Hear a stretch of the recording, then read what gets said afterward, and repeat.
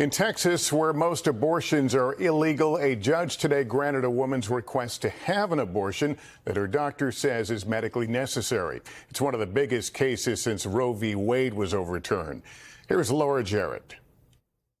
Kate Cox was running out of time. After learning at 20 weeks that the baby she's expecting has a fetal abnormality, the 31-year-old mom of two filed a lawsuit in Texas seeking an emergency abortion. Today, a judge agreed.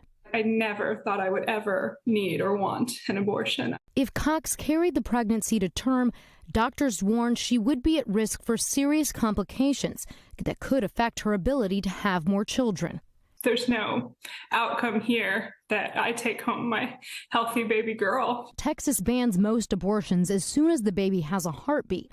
There are medical exceptions, but critics say the language is vague, leaving doctors fearful of getting sued for performing one without a court order. Today, the judge siding with Cox, saying the idea that Ms. Cox wants desperately to be a parent and this law might actually cause her to lose that ability is shocking and would be a genuine miscarriage of justice. Tonight, the Texas Attorney General pushing back strongly, arguing Cox has failed to show she qualifies for a medical exception.